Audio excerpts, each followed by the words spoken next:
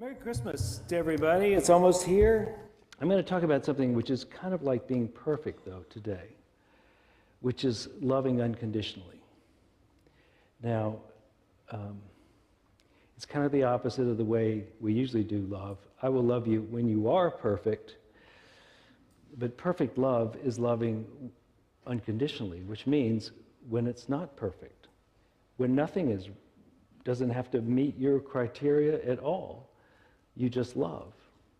And this, I think, is the real gem of Christianity, is that the idea is that we love unconditionally.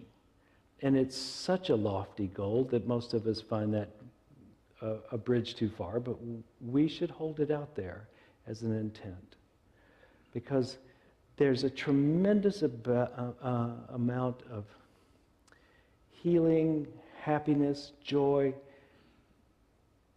goodwill, the creation of a good society, the development of families, the creation of a healthy heart, all of that can happen when we love unconditionally, or we love as well as we can. And so this story starts off with this humble beginning of the Christ child, the chosen one, like the one, is born in a humble settings, which should give all of us a clue as to the whole process of becoming a Christed being.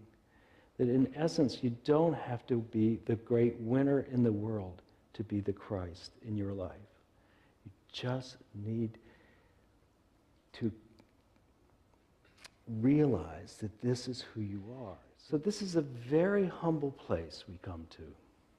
And we come to this humble place, and this is where the Christ child is born. And this is to whom the Christ child is announced, to the humble. It's a very humble thing, but in humility, we begin to open our hearts to the place where we can love unconditionally. Because it is at the higher levels of judgment and discernment and preference and boundaries and borders and that we make distinctions about who is lovable and who's not lovable. But when we're at the bottom, when we're just us, it was just simple us, we don't make those distinctions as clearly. This story, which is not just a story that was supposed to be historically true about a figure 2,000 years ago, but a story that's used today to awaken us to our own Christ nature. And we start with humility.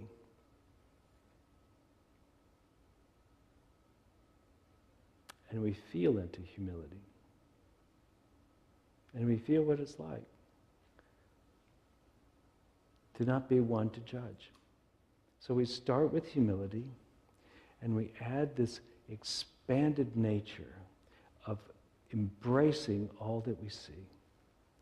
This expanded nature of embracing all that we see is the beginning of breaking down the separateness which is cause of so much suffering in our lives.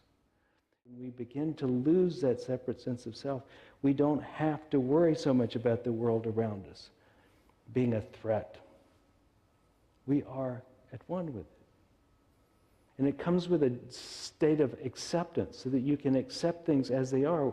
Not that you don't change things, but that you can live in a state of acceptance. In acceptance, there is a great deal of peace. That your preferences really come from a small place inside you anyway, right? Generally.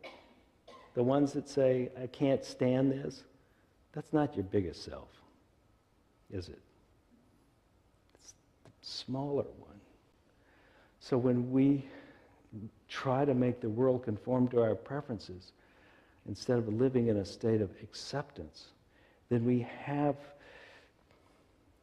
reinforced the smallness of who we are.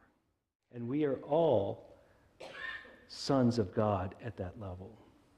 We're distinct and separate at the physical level, but as we move up, we move into this one thing, and there is only one Son of God, which happens to be made manifest in each and every person.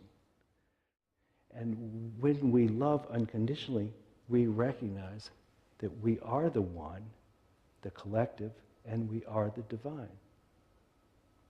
Or you could be your judgmental self. You could be your judgmental self and stay small. Because it's only in judging others that we can keep this awakening from happening. It's not about who's in front of us, but who we are. We are the love. And we're just being love. And just being love, it doesn't matter who we're in love with. They're all the same.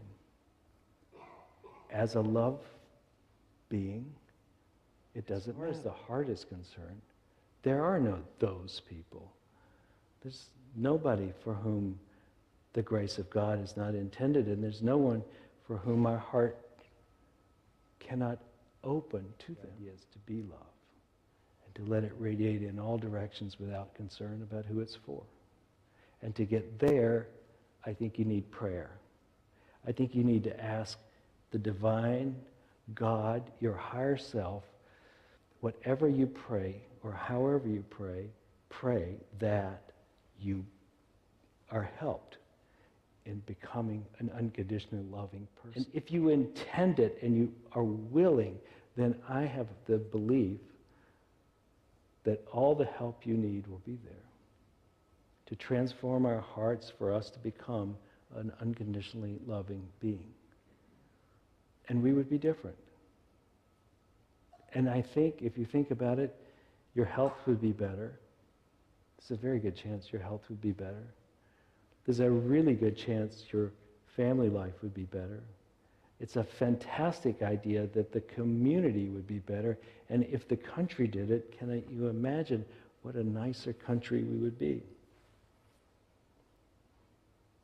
Let Denmark eat our dust. We would be like the coolest place on earth. Let's do this. Let's do a prayer.